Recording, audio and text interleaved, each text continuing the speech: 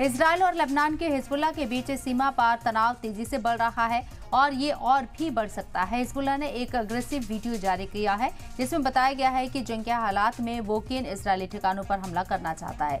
ये video Hezbollah chief Hassan Nasrallah की तरफ से आया है। इसमें हकीरिया कॉम्प्लेक्स का जिक्र है जिसमें आपको बताएं कि सिक्योरिटी मिनिस्ट्री का दफ्तर और बड़े सैनिक अफसरान के ठिकाने शामिल है। फौजी कारखाने, फौजी युद्धपोतों की जगह, तेल रिफाइनरी और बंदरगाहों समेत कई जगहों को टारगेट बनाने का प्लान है। हिजबुल्लाह का कहना है कि निगरानी ड्रोन की तरफ से डेटा इकट्ठा किया गया है जो इजरायली हवाई इलाके में एंट्री कर गया और बिना पता लगाए लेबनान वापस आ गया है। और इसके साथ ही लिस्ट में सबसे सेंसिटिव जगह शामिल है। इजरायल का मुबैना डिमोना परमाणु रिएक्टर है और इससे पहले हिजबुल्लाह चीफ ने चेतावनी दी थी कि समूह के रॉकेट इजरायल के परमाणु सेंटर पर हमला कर सकते हैं और उसे उनके खिलाफ मोड़ सकते हैं।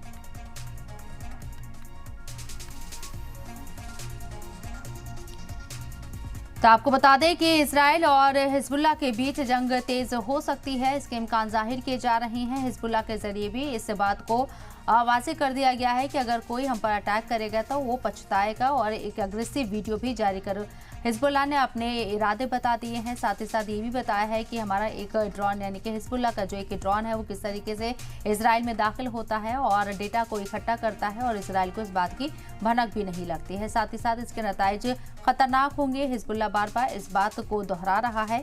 इजरायल के जरिए हिजबुल्लाह को ख़त्म करने की कोशिश क्या आने वाले वक्त में होगी, क्योंकि जिस तरीके से इजरायल के ज़रिए भी तैयारी की जा रही है और हिजबुल्लाह ने जो अटैक्स किए हैं, चाहे वो रॉकेट अटैक हो या फिर ड्रोन अटैक हो, उसके बाद से इजरायल हिजबुल्लाह को टारगेट करना चाहेगा। इतना ही नहीं, लेबनान में कशीदगी बढ़ती हुई नज़र इसलिए भी आ रही है क्योंकि कतर ने भी अपने शहरियों को वहाँ से निकलने के लिए कह दिया है। कनाडा भी अपने 45,000 शहरियों को लेबनान से वापस बुला रहा है, उन्हें सेफ निकालने की कोशिश करेगा।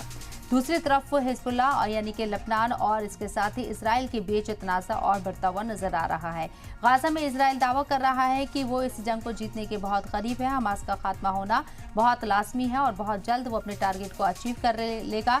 लेकिन इसके बरक्स दूसरी तरफ हम देख रहे हैं कि लेबनान से हिजबुल्लाह एक्टिव हो गया है और सीधे तौर पर इजरायल को चैलेंज कर रहा है। इजरायल क्या एयर स्ट्राइक के जरिए हिजबुल्लाह को भी नेस्तनाबूद कर देगा और एक बार फिर से हिजबुल्लाह के ऊपर अटैक का प्लान मंसूबा बना रहा है कि इजरायल ये भी देखना होगा। लेकिन फिलहाल दोनों तरफ से जो हिकमत अमली बनाई जा रही है, जो बयान सामने आ रहे हैं, वो इस बात की तस्दीक करते हैं कि एक और वॉर शुरू होने वाला है। हालांकि प्रॉक्सी वॉर पहले से ही चल रहा है और अब उन हमलों में शिद्दत भी आई है जो हिजबुल्लाह के जरिए किए जा रहे हैं। रेड सी में अलग ही हालात हैं, वहाँ भी लगातार हौसी निशाना बना रही हैं जहाज़ों को। दूसरी तरफ हिजबुल्लाह इजरायल के साथ उलझता हुआ नजर आ रहा है और अटैक्स को उसने अपने अटैक्स की शिद्दत को बढ़ा दिया है। हालांकि इजरायल दावा कर रहा है कि वो पूरी तरीके से महफूज है और हिजबुल्लाह को उसके किए की सजा मिलेगी।